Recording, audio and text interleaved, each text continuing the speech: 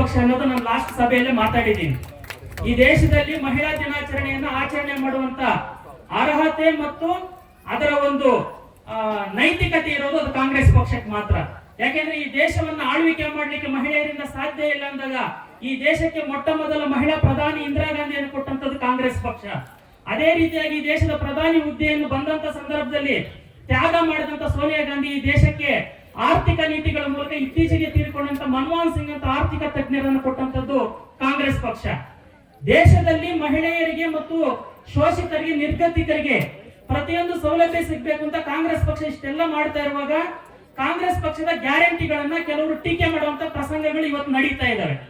ಈಗ ನಾವು ಇತ್ತೀಚೆಗೆ ನೋಡಿದೀವಿ, ಬಿಜೆಪಿ ಅವರು ಜನತಾದಳದವರು ಮಾತಾಡಿದ್ರೆ ಸಾಕು ಕಾಂಗ್ರೆಸ್ ಗ್ಯಾರಂಟಿಗಳು ಕೊಟ್ಟು ಮಹಿಳೆಯರನ್ನು ಕೆಡಿಸಿದ್ದಾರೆ ಅಂತ ಹೇಳ್ತಾರೆ. ಆದ್ರೆ ಇವ್ರಿಗೆ ಇವತ್ತು ನಾವು ಕೇಳಬೇಕಾದ ಪ್ರಶ್ನೆ ಏನು ಅಂತಂದ್ರೆ, ಇತ್ತೀಚೆಗೆ ಡೆಲ್ಲಿ ಎಲೆಕ್ಷನ್ ಬಂತು. ಡೆಲ್ಲಿ ಎಲೆಕ್ಷನ್ ನಲ್ಲಿ ಕಾಂಗ್ರೆಸ್ ಪಕ್ಷದ ಗ್ಯಾರಂಟಿಗಳನ್ನೇ ಅವರು ಕಾಪಿ ಚೀಟ್ ಹೊಡೆದಿರುವಂತದ್ದು ಮೋದಿ, ಹೌದಲ್ವಾ? ಇಲ್ಲ ಅಂತಂದ್ರೆ ಡೆಲ್ಲಿಯಲ್ಲಿ ಅಲ್ಲಿ ಬಿಜೆಪಿಯನ್ನು ಅವ್ರು ಗೆಲ್ಲಿಸ್ತಾ ಇರ್ಲಿಲ್ಲ.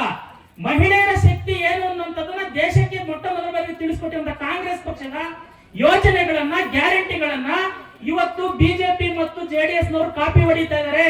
ಅವರು ಕಾಪಿ ಮಾಡ್ಲಿಲ್ಲ ಈ ಗ್ಯಾರಂಟಿ ಯೋಜನೆಗಳೆಲ್ಲ ಅಂತಂದ್ರೆ ಈ ದೇಶದಲ್ಲಿ ಅವರು ರಾಜಕಾರಣ ಮಾಡ್ಲಿಕ್ಕೆ ಸಾಧ್ಯ ಇಲ್ಲ ಅನ್ನೋ ಪರಿಸ್ಥಿತಿಯನ್ನು ಇವತ್ತು ಕಾಂಗ್ರೆಸ್ ಪಕ್ಷ ನಿರ್ಮಾಣ ಮಾಡಿದೆ. ಇದು ಕಾಂಗ್ರೆಸ್ ಪಕ್ಷದ ತಾಕತ್ತು ಅನ್ನುವಂಥದ್ದು ಇವತ್ತು ನಮ್ಮ ರಾಜಕೀಯ ವಿರೋಧಿಗಳಿಗೆ ನೀವು ಇವತ್ತು ಅರ್ಥ ಮಾಡಬೇಕಾಗಿದೆ ಬಂಧುಗಳೇ.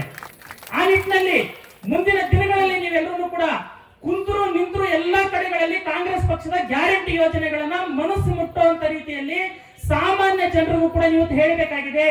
ಇಲ್ಲ ಅಂತಂದ್ರೆ ಇವತ್ತು ಈ ದೇಶಕ್ಕೆ ಏನನ್ನೂ ಮಾಡದೇ ಇರುವಂತ, ಈ ದೇಶವನ್ನ ಮಾರಾಟ ಮಾಡಿ ಬಡ ಜನರ ಬದುಕನ್ನ ನಾಶ ಮಾಡಿರುವಂತ ಈ ಬಿಜೆಪಿ ಅವರ ಸುಳ್ಳುಗಳು ಜನರ ಮನಸ್ಸಿಗೆ ಜಾಸ್ತಿ ಹೋಗ್ತಾ ಇದಾವೆ. ನಿಮ್ಗೆ ಗೊತ್ತಿದೆ, ಅವರು ಇವತ್ತು GST ಹಾಕ್ತಾ ಇದ್ದಾರೆ. ಪ್ರತಿಯೊಂದರ ಮೇಲೆ GST.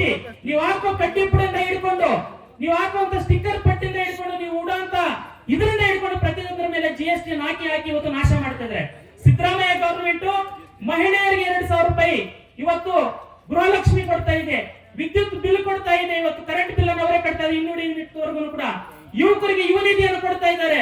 ಸಾರಿಗೆ ಬಸ್ಗಳಲ್ಲಿ ಓಡಾಡ್ಲಿಕ್ಕೆ ಹೆಣ್ಣು ಮಕ್ಕಳಿಗೆ ಇವತ್ತು ಫ್ರೀ ಆಗಿ ಕೊಟ್ಟಿದ್ದಾರೆ.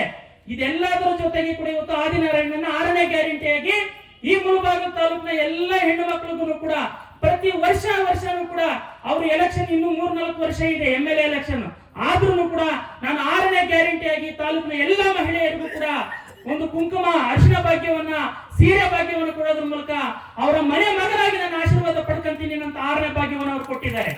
ಅದರಿಂದ ನಾನು ಲಾಸ್ಟ್ ಸಭೆಯಲ್ಲಿ ಹೇಳಿದ್ದೀನಿ, ಅವ್ರ 6ನೇ ಭಾಗ್ಯ 6ನೇ ಗ್ಯಾರಂಟಿ ಆದಿನಾರಾಯಣನ ಕೊಟ್ಟಿದ್ದಾರೆ. ನಾವೆಲ್ಲರೂ ಸೇರ್ಕೊಂಡು ಇವತ್ತು 7ನೇ ಗ್ಯಾರಂಟಿಯನ್ನು ಅವ್ರಿಗೆ ನಾವು ಕೊಡಬೇಕು. 7ನೇ ಗ್ಯಾರಂಟಿ ಯಾವುದು? ನಾವು ಇವತ್ತು ಮುಂಬರುವಂತ ಸ್ಥಳೀಯ ಸಂಸ್ಥೆ ಚುನಾವಣೆಗಳಲ್ಲಿ TPS ZP ಎಲೆಕ್ಷನ್ ಅಲ್ಲಿ ಮತ್ತು ನಮ್ಮ ಇವತ್ತೇನು ಕೌನ್ಸಿಲರ್ ಎಲೆಕ್ಷನ್ ಬರುತ್ತೆ ಎಲ್ಲ ಎಲೆಕ್ಷನ್ಗಳಲ್ಲಿ ಕೂಡ ಕಾಂಗ್ರೆಸ್ ಪಕ್ಷವನ್ನ ಬಲಪಡಿಸಿದ್ರೆ ಮಾತ್ರನೇ ಈ ದೇಶದಲ್ಲಿ ಈ ತಾಲೂಕಿನಲ್ಲಿ ನಾವೆಲ್ಲರೂ ಕೂಡ ಇವತ್ತು ಸುಭಿಕ್ಷೆಯಿಂದ ಬದುಕಲಿಕ್ಕೆ ಸಾಧ್ಯ ಆಗುವಂತದ್ದು. ಇಲ್ಲ ಅಂತಂದ್ರೆ ಈ ದೇಶವನ್ನು ಈಗಾಗಲೇ ಕೂಡ ನಮ್ಗೆ ಏನಾಗ್ತಾ ಇದೆ ಪರಿಸ್ಥಿತಿ ಅಂದ್ರೆ, ಸಿದ್ದರಾಮಯ್ಯ ಗವರ್ಮೆಂಟ್ 10 kg ಅಕ್ಕಿ ಕೊಡ್ತೀವಿ ಅಂತ ಹೇಳಿದ್ರು, ಆದ್ರೆ ಮೋದಿ ಗವರ್ಮೆಂಟ್ ದುಡ್ಡು ಕೊಡ್ತೀವಿ ಅಂತ ಕೂಡ ಅವ್ರು ಅಕ್ಕಿ ಕೊಡ್ಲಿಕ್ಕೆ ಸಿದ್ಧ ಇರ್ಲಿಲ್ಲ. ಆದ್ರೆ ಈಗ ಮತ್ತೆ ಸರ್ಕಾರ ಒರಿಸ್ಸಾ ಆಂಧ್ರ ಪ್ರದೇಶ ಬೇರೆ ಬೇರೆ ಕಡೆಯವರಿಂದ ಅಕ್ಕಿ ಕೊಂಡ್ಕೊಂಡು ಈಗ ಮುಂದಿನ ತಿಂಗಳಿಂದನೂ ಕೂಡ 10 kg ಅಕ್ಕಿಯನ್ನ ಪ್ರತಿಯೊಂದು ಕುಟುಂಬದ ಸದಸ್ಯರಿಗೂ ಕೊಡ್ತೀವಿ ಅಂತ ಅವತ್ತು ಏನು ಕೊಟ್ಟಿದ್ದು ಗ್ಯಾರಂಟಿ ಕಾಂಗ್ರೆಸ್ ಪಕ್ಷದ್ದು ಅದನ್ನ ಈಡೇರಿಸುವ ನಿಟ್ಟಿನಲ್ಲಿ ಮುಂದಾಗ್ತಾ ಇದೆ. ಆ ನಿಟ್ಟಿನಲ್ಲಿ ಕಾಂಗ್ರೆಸ್ ಪಕ್ಷ ಬಡವರು ಹೊಟ್ಟೆಯನ್ನು ತುಂಬುತ್ತಾ ಇದೆ, ಅವ್ರಿಗೆ ಬಟ್ಟೆಯನ್ನು ಕೊಡ್ತಾ ಇದೆ, ಭೂಮಿಯನ್ನು ಕೊಟ್ಟಿದೆ, ಇವತ್ತು ಮನೆಯನ್ನು ಕೊಟ್ಟಿದೆ, ಶಿಕ್ಷಣ ಕೊಟ್ಟಿದೆ, ಆರೋಗ್ಯ ಕೊಟ್ಟಿದೆ, ನಮ್ಮೂರಿಗೆ ರಸ್ತೆಯನ್ನು ಕೊಟ್ಟಿದೆ. ಈ ದೇಶವನ್ನು ಕಟ್ಟಿರುವಂತದ್ದು ಕಾಂಗ್ರೆಸ್ ಪಕ್ಷ.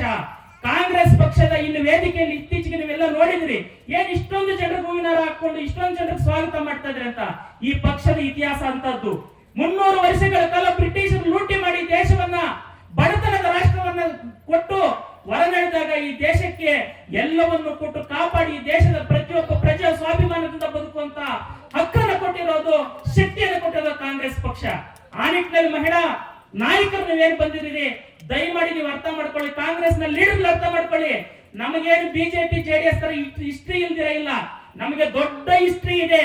ಈ ದೇಶದಲ್ಲಿ ಜೈಲುವಾಸಗಳನ್ನ ಬಲಿದಾನಗಳನ್ನ ಮಾಡಿರುವಂತ ಹಿಸ್ಟ್ರಿ ನಮಗೆ ಮಾತ್ರ ಇರೋದು. ಈ ದೇಶಕ್ಕೆ ಸಂವಿಧಾನವನ್ನು ಕೊಟ್ಟಿರುವಂತ ಹಿಸ್ಟ್ರಿ ಕಾಂಗ್ರೆಸ್ ಪಕ್ಷಕ್ಕೆ ಇರುವಂತದ್ದು. ಆ ನಿಟ್ಟಿನಲ್ಲಿ ಬಹಳ ಹೆಮ್ಮೆಯಿಂದ ಎದೆ ತಟ್ಟಿ ಪ್ರತಿ ಹಳ್ಳಿಯಲ್ಲಿ ಗ್ರಾಮದಲ್ಲಿ ಕೂಡ ಎಲ್ಲ ಶೋಷಿತ ವರ್ಗಗಳಿಗೆ ಕಾಂಗ್ರೆಸ್ ಪಕ್ಷ 75 ವರ್ಷಗಳಲ್ಲಿ ಕೊಟ್ಟಿರುವಂತ ಕೊಡುಗೆಗಳನ್ನು ನಾವು ಗಟ್ಟಿ ಧ್ವನಿಯಲ್ಲಿ ಮಾತಾಡಬೇಕು. ಇಲ್ಲ ಅಂತಂದ್ರೆ ನಮ್ಮಂತ ಯುವಕರುಗಳಿಗೆ ಇವತ್ತು ವಾಟ್ಸ್ಆಪ್ ಅಲ್ಲಿ ಬಿಜೆಪಿ ಅವರು ಸುಳ್ಳುಗಳನ್ನು ಕಳಿಸ್ಕೊಡ್ತಾ ಇದ್ದಾರೆ ವಾಟ್ಸ್ಆಪ್ ಯೂನಿವರ್ಸಿಟಿ ಮೂಲಕ. ಆ ವಾಟ್ಸ್ಆಪ್ ಗಳಲ್ಲಿ ಬರೋದನ್ನೇ ನಿಜ ಅಂದ್ಕೊಂಡು ಇವತ್ತು ಯುವಕರು ದಾರಿ ತಪ್ತಾ ಇದ್ದಾರೆ.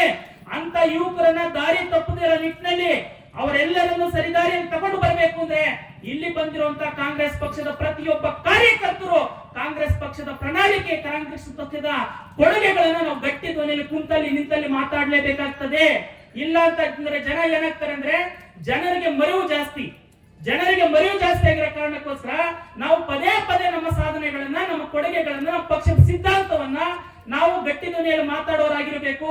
ಇಲ್ಲಿ ಇರುವಂತ ಒಂದು ಲೀಡರ್ಗಳು ಇಲ್ಲಿ ಬಂದಿದ್ದೀರಲ್ಲ, ನೀವು ಮತ್ತು ವೇದಿಕೆಯಲ್ಲಿರುವಂತ ಲೀಡರ್ ಹೆಂಗಿರ್ಬೇಕು ಅಂತಂದ್ರೆ ಪ್ರತಿದಿನ ಪ್ರತಿ ಕ್ಷಣ ಕೂಡ ನಾವು ಜನರ ನಡುವೆ ರಕ್ತ ಸಂಚಲನ ತರ ಇರಬೇಕು, ಬ್ಲಡ್ ಸಪ್ಲೈ ತರ ಇರಬೇಕು.